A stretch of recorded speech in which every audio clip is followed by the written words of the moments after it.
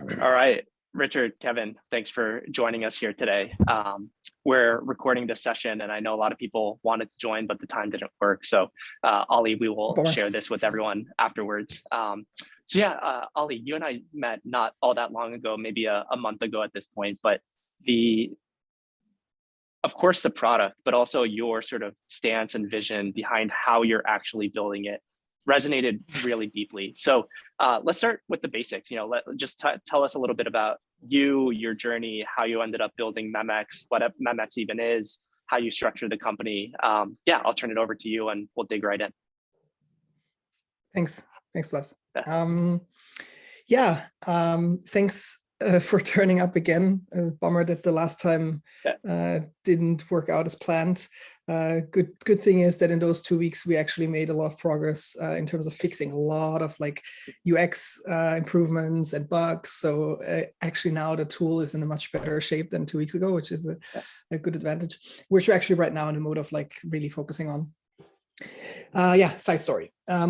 Ultimately, what we want to achieve, or the reason why Memex has been born into the world, is because I recognize that without our society being capable of making more sustainable, effective, and compassionate decisions, we're not going to survive this century.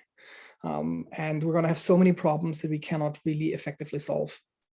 And at the core of that, or a precondition to making better decisions, is that we also have better information. And right now we're really like polarized and have a lot of like low quality information passing through our own filters. And it's frankly not really possible to understand the depth and breadth of a lot of topics without spending hours on research in those. And so like inevitably, every one of us is misinformed to some extent, polarized to some extent. But the big advantage that we have is that every one of us is an expert to some level in each of the areas that we're passionate about or knowledgeable about. And we amass so much knowledge as we browse through the web, as we filter content quite intuitively, that would be very helpful to other people, but we cannot really capture nor share with others. And so the idea behind Memex was, how can we make it possible for people to share the progress of their own online research as they move through the web, and share these bits of information and insights and connected knowledge that is important for other people that come to the same content in us to understand it more deeply in a much faster way. And also critically to have a much quicker time to compare potentially conflicting opinions on the same content, which helps to then see these gray areas in between that would allow us to, would allow everyone individually to get a more nuanced opinions. And ultimately, through that, a kind of an increase of shared truth that we have, like these pockets of shared truth. I call it sometimes a share, like Memex can be a shared truth generator. And it's not about one truth, obviously, but it would allow to kind of iteratively get to a much more refined shared understanding of how the world works. And from that point to then go and make better decisions. Obviously, it's not a then, it's kind of a fluid process. The better the information will get, the likelier it gets that the decisions that we individually or as groups take are better. So that's the general reason why Memex exists. To riff on the point that you mentioned when it comes to the way we structure our company, it's also very intentionally set for reaching this goal. And in particular, we consider the uncapped returns that investors usually get when they invest in a company one of the root causes why we have most of the problems that we right now have as a society in the first place. And also when we think about social tools and sense-making tools, they also have a lot of issues because of that. And that is, for example, logins that we experience, like bad interoperability, or services that at some point stop really developing to become better, but actually more to capture more value from the users. for their shareholder gains. And ultimately, the reason why this is the case is because an organization who gives investors uncapped returns will have a constant competition between spending money on internalizing the externalities that are created, like, for example, lock-ins, like environmental damages, like social damages, and spending that money to either pay out dividends to investors or to signal to the market a certain growth percentage that then makes the share price increase and again goes to investors. And so it was clear that one, if the problems that we want to solve as a tool or as a company are the root cause is already this uncapped return, plus in a knowledge ecosystem, lock-ins are actually very detrimental to the benefit to the users in a very strong and kind of apparent way. We cannot use these same uncapped return models. And so we opted to raise our funding with capped returns. So our investors get a maximum return, and it's right now based on a loan agreement and a rev share agreement. But we will transition for the next round to something like a redeemable equity structure, which means we can buy back the shares of our company at a specific point in the future at a valuation that is set at that point. And it basically morphs into a loan again at the valuation price that the company will then have.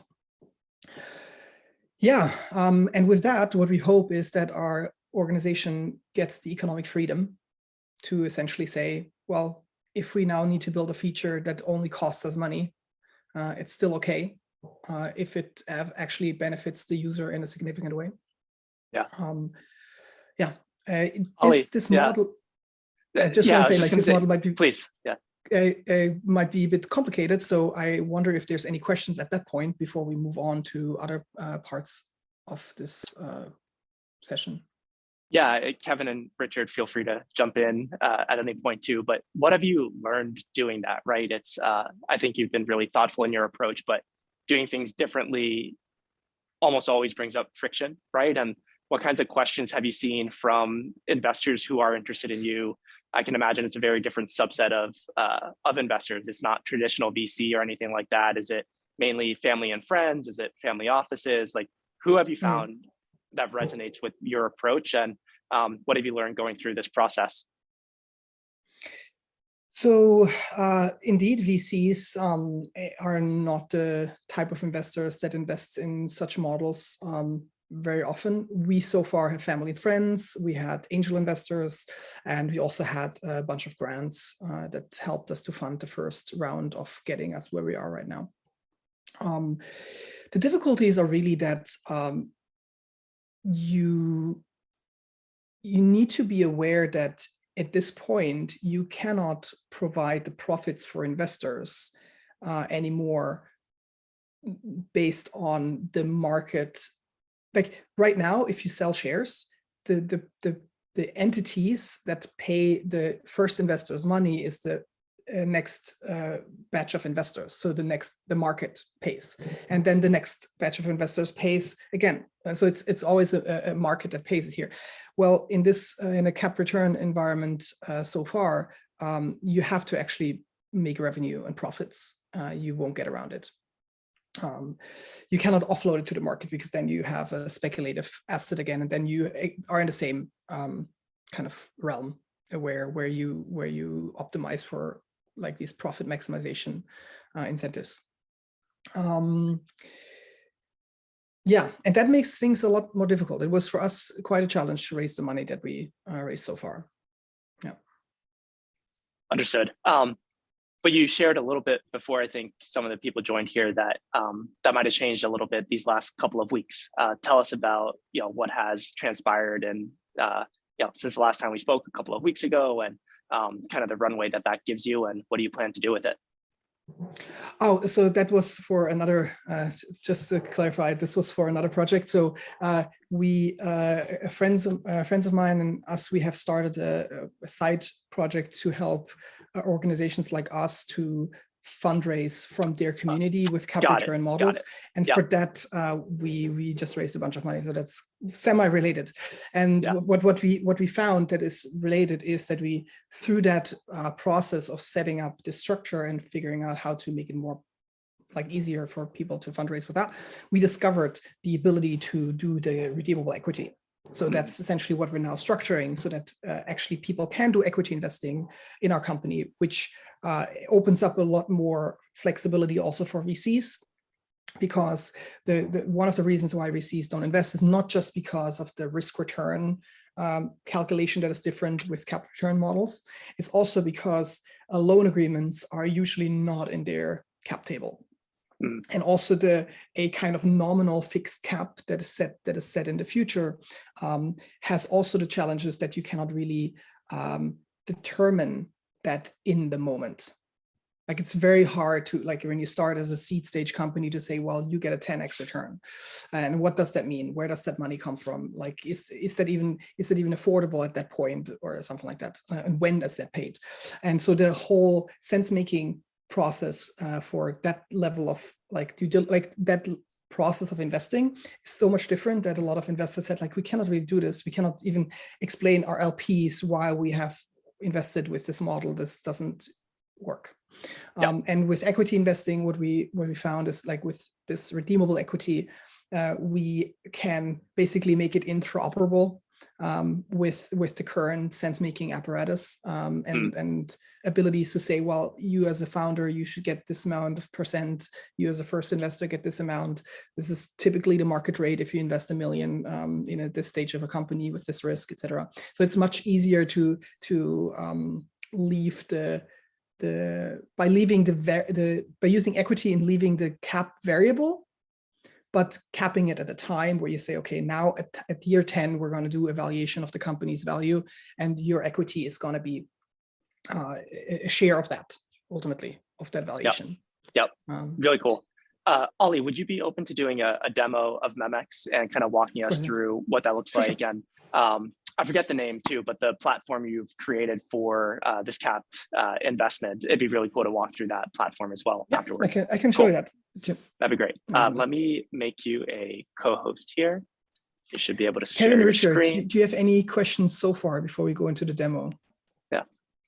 I'd like to see the product first before I start asking questions. Okay, cool. Thank you. Let's do that. Let me share my screen. So, all right. So, you see my screen? Yeah, I can see it. Great. So I'm going to go now to some random page just that that I haven't maybe annotated yet. So Memex is a tool for personal and collaborative online research. And in particular, what it does allow you is to curate, annotate, and discuss websites, PDFs, YouTube videos, things you see on the web. And the use cases are, for example, in a collaborative space, that you want to have a shared deep reading list with someone. You want to have a research project together where you collect the base information that might be going into a writing process later. So, for example, a friend of mine, he's doing learning courses, and he collects with his partners the content that they need as inspiration for writing the courses. And so what that helps is to do this kind of async collection and discussion. And then when it's time, pump it into whatever writing and synthesis process they have. And I'm going to walk now through two distinct steps. One is I'm first going to show the kind of personal use, like how you would use it as a single user, and later also how to, the second step then, how to use it collaboratively. So the first main feature in a single user context is that you can really quickly save anything you come across and then full text search it. So you can also get it really quickly back without the need for structuring anything upfront. Like, you don't need to make bookmarking folders. You can, but you don't need to. And the most basic interaction that you have here is you go either to the right side of the screen, that this ribbon appears, which you can also disable if it's getting in your way. And you can press this bookmark button, or you can use keyboard shortcuts. That's how I use it. I mostly don't use the ribbon because I just press Option S, and then it will pop up here. Now the page is saved. Let me actually get to Keystroke Pro, so you see also my keystrokes when I'm typing. I think it should now work. Do you see it? Or yeah, okay, it appears. Just move this. Okay. All right, so this was the basics for saving.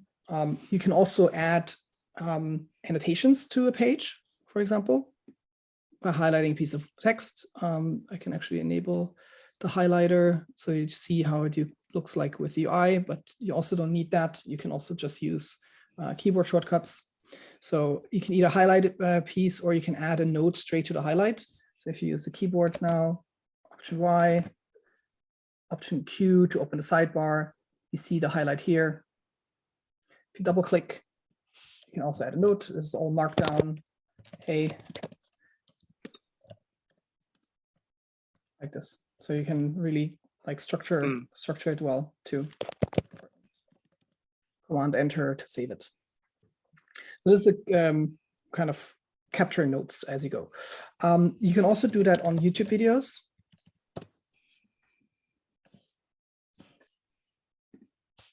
Here you have to also again, I press Option Q to open the sidebar, and then I can press Command Y as a keyboard shortcut inside a text editor to actually make timestamp links to really easily mark up where these the notes should like belong to. And you can also lock open the sidebar here, so you can click outside without the sidebar closing. So that's really handy in a YouTube context. If you're actually on another context, like for example, the Wikipedia page here, what's also really handy is that you cannot only lock open the sidebar, but you can also adjust the page width. So the center column will shrink, meaning you can actually have it side by side all the time when you want to annotate. These were the kind of like quick saving and quick annotations without much structuring, but you have the ability to structure things, and that is with spaces. And spaces are a bit like tags, with the difference that you can also share those tags. And you can collaborate on those tags. And ultimately, from other PKM tools, they will also morph semantically in the editor much more into what we know as page refs. So you, I'm not sure exactly about the timeline, but it's already on the close roadmap to add, for example, that support in the editor, so you can use double brackets and then immediately link a space, so you can make those in like interconnections between different like spaces much more easily with the editor. However, you can also already add them to a note. That's also really important. It's like you can add a space, like you can add either the entire page to a space, or you can add individual notes to spaces, which is also important in a collaborative context, because there you might want to actually annotate the same page, but have different contexts in mind. You want to maybe say this note should go to my team, this note goes to my lattice work community, this note goes to my partner, and things like that. Yeah, and Oli, sorry, just to repeat back, spaces are more like folders or more like collaborative tags, or just clarify that a little bit for me?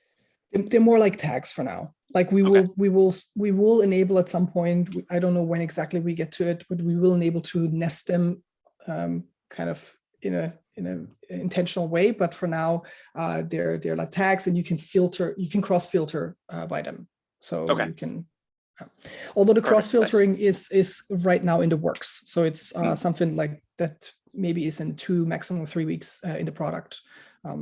Yeah, because what we're currently actually doing is merging the concept of tags and spaces into each other, because they're basically the same. But we're previously had a bit of different use, or were for different use cases. Got it. And the last thing you can do is search. So now if I press Option F, or I go to the search Memex field here, a button here, then you get to the search interface, where you then can full text search anything you saved. So let's say, for example, we remember the word plurality. Plurality. You get all of the articles here. You have the one that we saved here with the words plurality in it. You can apply filters. For example, you can filter by date. You can say, I want to see everything that I saved 2 weeks ago. Or by the domain. There's one little bug for the domain, or by the tags. And now it's tags, but this will essentially be replaced by spaces. So you can, like, say, for example, give me all of the feature requests that are about a better search interface, something like that, if you tagged it. And this is also one of the key. I had a, yeah, please. Before you, yeah, it's Richard. Good, nice to meet you. Hi. So the search is only happening inside Memex, correct? It's not happening outside of it, Memex, in the rest of the apps and docs and files on the. No, unfortunately not. No, not yet. Yeah, because that's honestly, search is the biggest frustration I have by far in my workflow. And it's really more search across documents, apps, files. And I've been looking for a way to solve that. So this is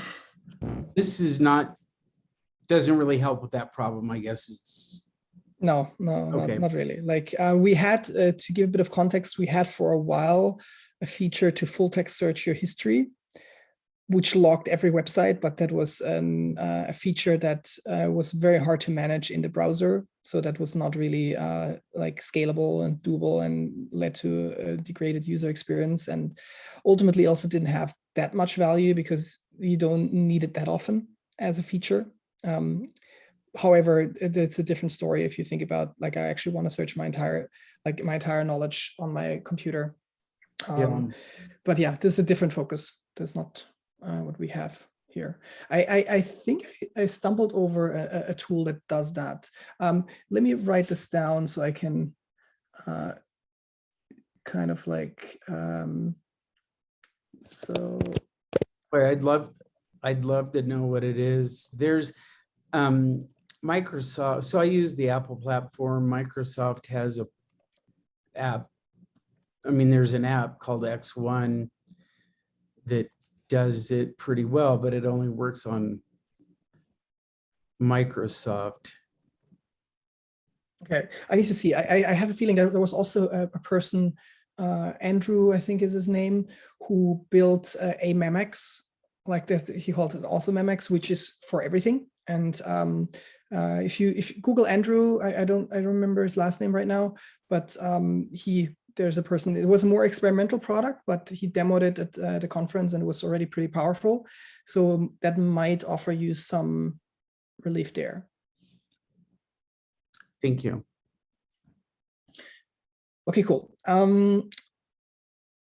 Good. Then, so this is basically the search that I showed you. Last single user feature that might be interesting to people is you have these copy paste templates, which are essentially ways for you to extract content out of Memex into other applications in a format of your choosing.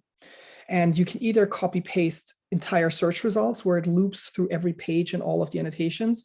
You can copy paste single pages, or you can copy paste single notes. And to give you a sense of how this looks, this is, for example, my Rome template.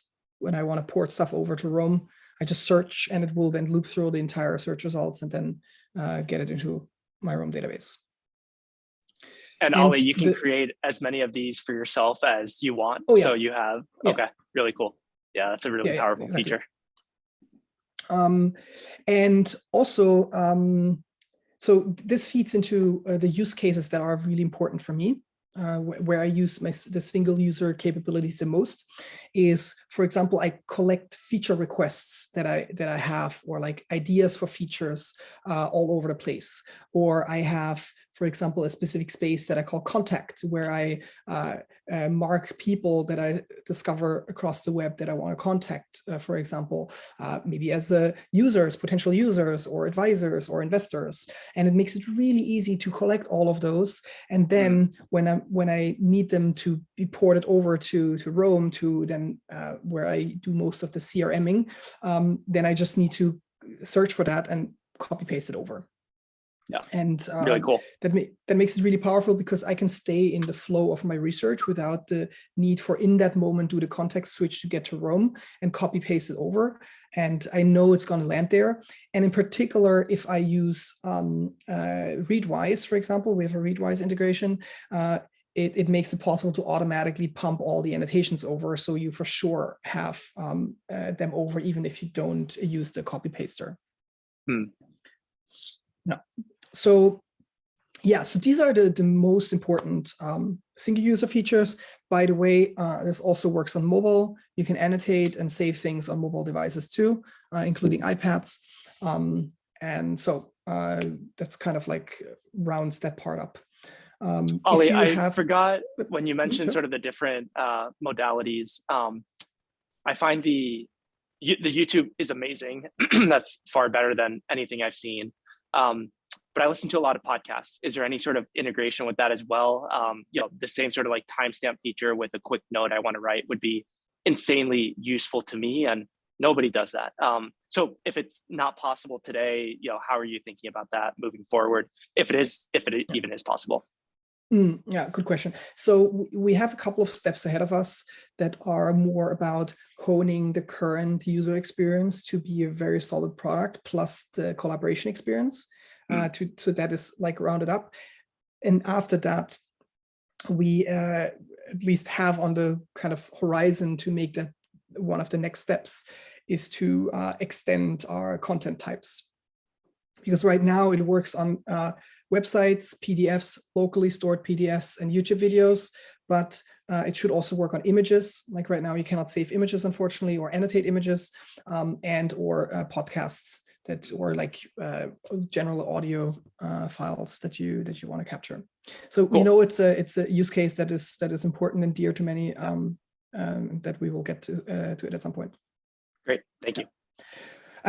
However, I am actually not so sure how easy it actually is. I saw there was a podcast annotation app, but I don't think if it's still alive, because every of those podcasting players has a different format. And so it's kind of like, it's hard to make something that actually can reliably hook into this.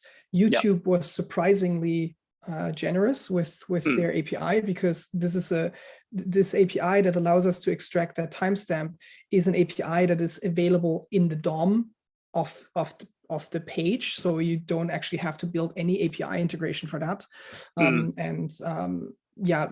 Other video players don't have that easily, so we need to work around a little bit more. So that's kind of the bottleneck to making reliable podcast annotations possible.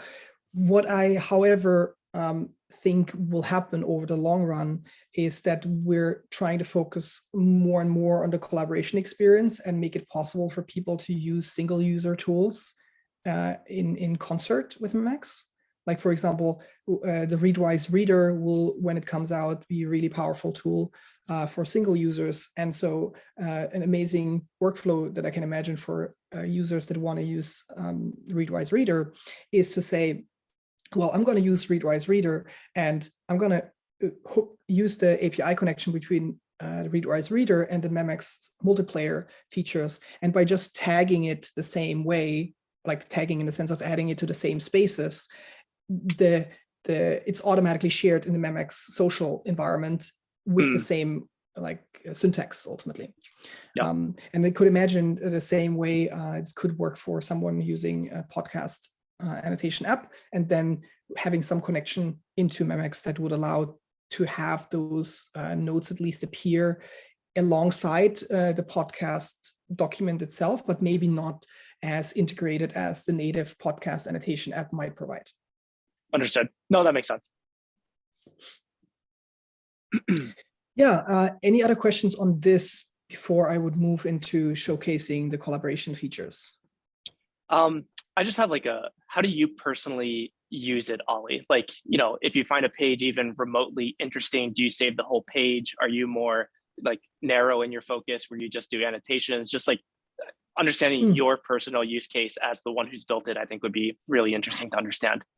Yeah, that's what I mentioned before. So ultimately what I do is I do most of my collection work with Memex. So for example, when I said I tag feature requests, I mark them up, I see someone talking about an adjacent topic, like a narrative piece that I can use to explain Memex better. I highlight it and then note it up and say like, okay, there's a narrative, add it to the space narrative. And that means next time I'm going to actually write about Memex, I can just filter by narrative and then get everything out. Yep. And so I'm going to wish you all well. I have to respond to something that just came in, and I'll watch the rest of the video, but sounds like an exciting product, and thank you for taking time. Very Thanks, welcome. Richard. Have a good day, Richard. Take care. Hi, Richard. Yeah, so that's most of the way I use it, is to mark people, to mark features, to mark narratives. And increasingly now, since the collaboration features are out and many of my friends are using it, I use it as and that's what I'm going to show you now, is I use it as a routing device. So essentially I say, well, I know these sections might be important to someone in the future, and I just liberally mark up things that are important, maybe make a note to it, knowing that it will end up in one of the spaces that I share with people. So they so that's my main use case on the collaboration space Perfect side. Let's move on to the collaborative side. So for the collaboration features, the two main use cases that we kind of built this for now is the ability to have a shared reading list with other people, or what we call a shared deep reading list, because you actually can go much deeper by having annotations and conversations on the content that you recommend to each other. Or doing collaborative research for research projects where it's that step of literature review that goes before the synthesis, where you either in a synchronous fashion, maybe over a couple of days or weeks, need to actually capture things in a focused way, or where you leave it open and say like, well, this is actually just our space that we share, where people can, in an async fashion, enter content that later needs to be looked at for review, or we just want to keep on the same kind of information level when it comes to this particular topic. Which is then a bit like a shared reading list, ultimately. And so the main concept to get started to have a collaborative environment is a space. And here, for example, go to the WorldBrain shared reading list. So this is a reading list that we have with the team. And here if you hover over the left side, there's this 3 dots that you can click to get either a commenter link or a contributor link. You can also get it when you click here. And what that essentially means is that the commenter link gives everyone who has the link an ability to view that and reply to the pages and annotations. This means, oh, and by the way, they can open that also without having Memex installed. So you can send around these links. The use case for that is, for example, if you want to share your research with other people. So, like if you're often asked for the same resources about a specific topic, you can just share them a link to that. And then they can follow this link. They can actually subscribe to updates and get in their inbox new items that you add there. And the second one is the contributor access, which gives anyone who has that link the ability also to add pages and annotations to that space. So that's more like a collaboration environment. And let's go to the web view, open that to see how that looks like for other people. So you see here all of the items that are in there. You can open the highlights here, or you can then straight reply here without having, it takes a bit loading, without having to have Memex installed.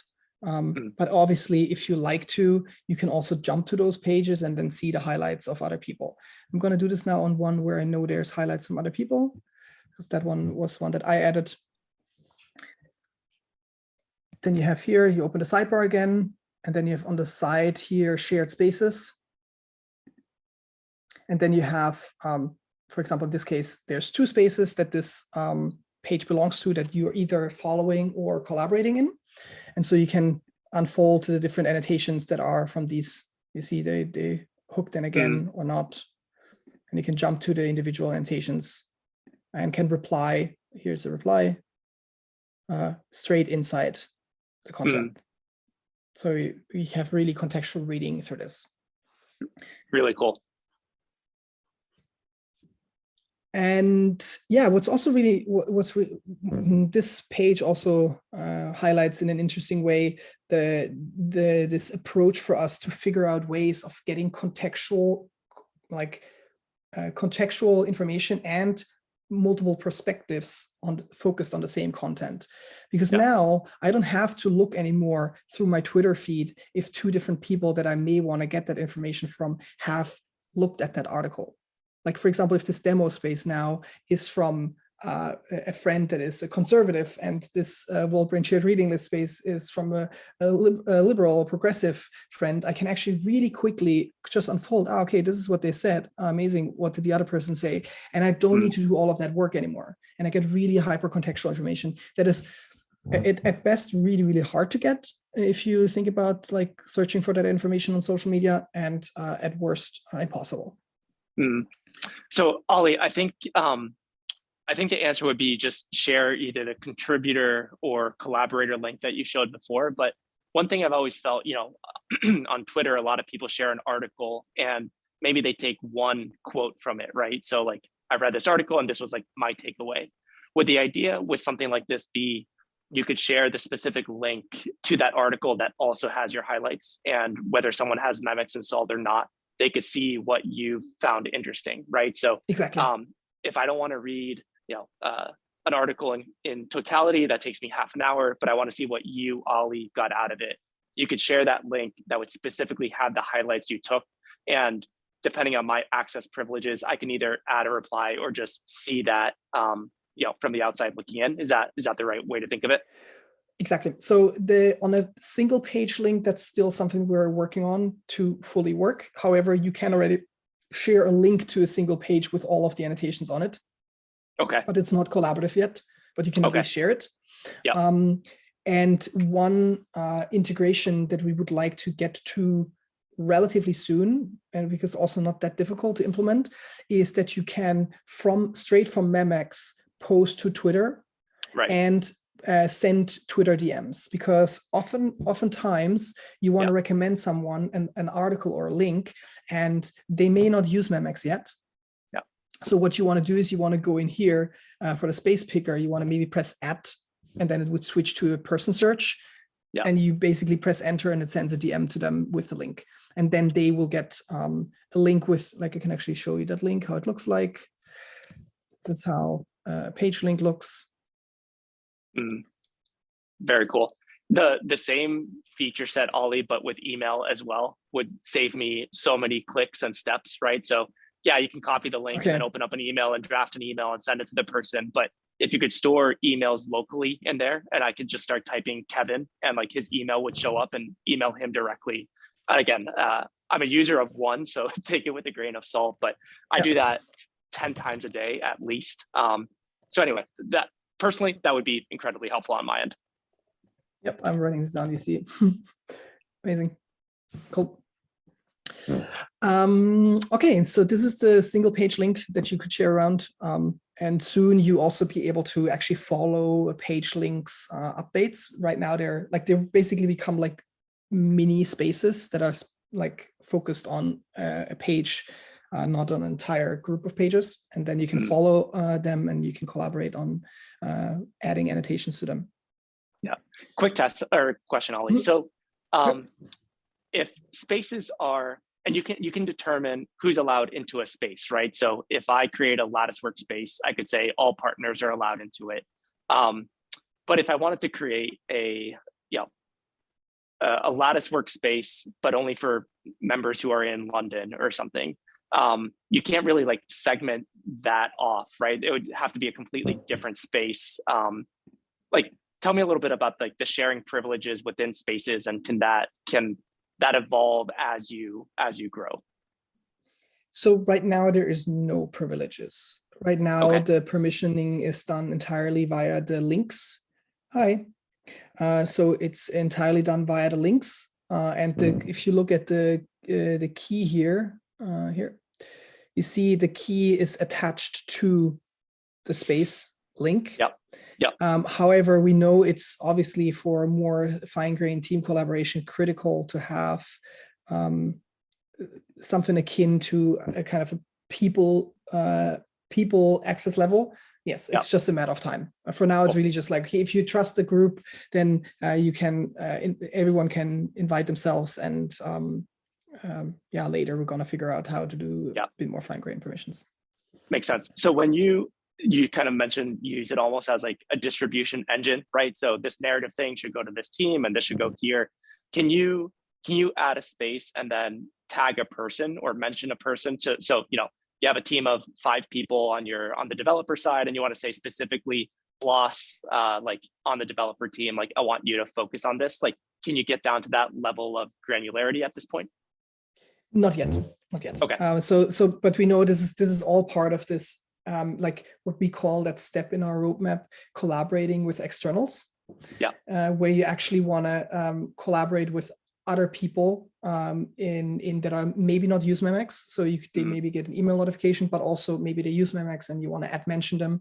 So this would be one of those ways. Ultimately, that UX that I explained before by pressing in the space picker is then suggesting you not just so it depends on the integrations you activate. If you activate, say, the Twitter, Telegram integrations, then when you press add, it would give you suggestions of all of the people that are either on Twitter or Telegram connected with you.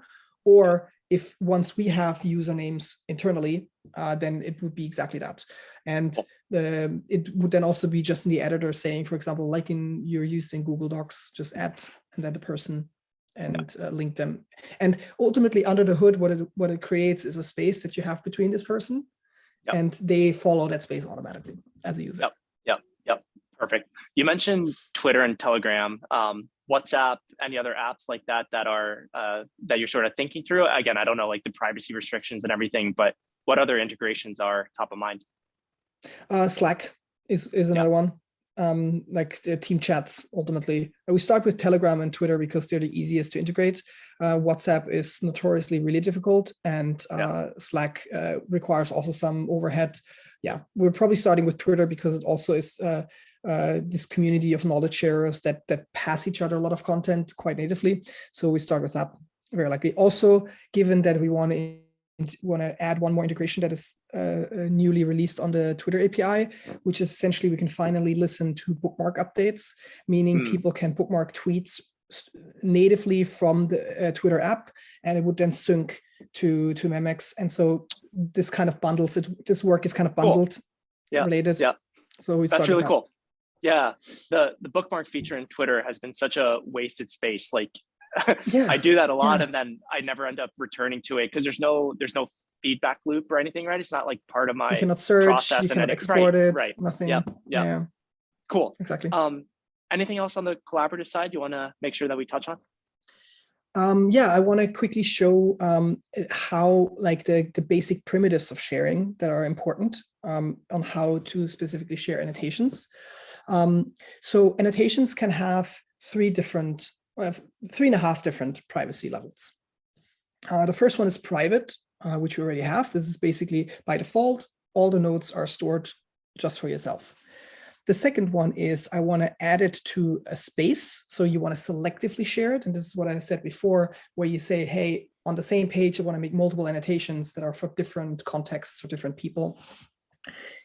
For that, you can press Option C, and it will automatically open the space picker to it. You saw the node has been created. I can now say, for example, demo space, add it to this, escape, done. I have made that and send it just for that group that has access to this demo space. The third one is that you can make a node public. And public does not mean that the node is available to anyone visiting the page. It means that it is automatically shared across all of the spaces that you put the page in. And this is not necessarily an additional privacy setting. It's more like a UX hack for the use case where you say, well, actually, I know I'm going to share this page later to other spaces. Maybe a friend asked me for some resources and I quickly pump all of the pages that are relevant in that space.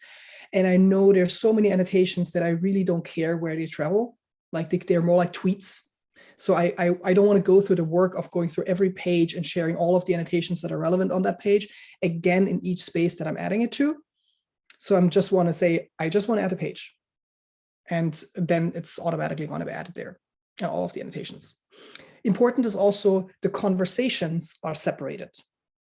So even if you share the same annotations across multiple spaces, the conversation is isolated to the context of that space. Meaning you can have two different conversations with two different groups of people on the same annotation. And only you will be able to see both conversations in a single interface. Oli, this is tangential, but it sparked something in me. So let's say, somebody asked me for resources on complexity or something someday. And within the search feature in Memex, if I search for complexity and it brings up all the matching tags and matching words, is there a way to share that search result with someone specifically? Like, again, you asked me, Blas, I want to think about complexity as it relates to businesses. Is there anything that comes to mind? Can I, again, like search complexity? It's not there yet. It's not there yet, but it's what we want to implement, what we call it the smart spaces. Essentially, where you can either take a search query or you can define a set of filters inside a space to be default, and then you can do that. It's gonna still probably take a while because we have so many like groundwork things still to do. But I know this is gonna happen because I run into it myself several times already. So cool, thank you. Cool. So yeah, the last bit that I want to show with the privacy, what I said with the public is essentially what you do is you shift click on the highlight button, or you press Option Shift. And this, in my case, is Y is my keyboard shortcut. And you see now what happened is that this annotation has been added to the same demo space because this annotation has been added to the demo space, which obviously also adds the page to it. Otherwise, it cannot exist without that reference. We know, for example, one of the features that is important for focused work is that you might want to say this space should not include public annotations. It is not implemented for now, but it's an important one that we're already aware of because, as you can see, in this case, you might not want to have that annotation in a space that is about a work group that you have. That is unrelated to the topic of the other annotation. Yeah. And Oli, where are things stored? Are they stored in the cloud? Are they stored locally? How? Both. Yeah, how does that work? Okay. Both. So by default, everything's stored locally, and it's synced across devices through the cloud. And you can export it locally too. So you have a backup function that allows you to get a JSON stream into a local hard drive. You can export it like that, or use the text exporter to get things out too. Really cool. And on mobile, is it kind of similar full functionality, or tell us a little bit about that? So the only thing that is missing two things that are missing to make it on par with Memex's core features right now is that you cannot search on mobile yet.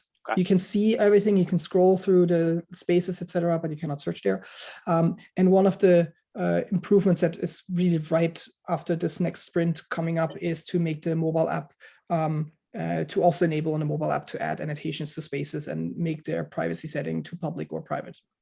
Cool. But then it's basically on par with that part of the work. So you actually can, from the mobile device, like really collaborate in the sense of what the most important use case on mobile is that we discovered is you actually want to save things quickly as you read them. You want to annotate them quickly. And now, since collaboration works since a couple of weeks, now it's also important that you actually can say, well, I know already that I want to send this to a specific space that is already shared with someone. And so you can do that too.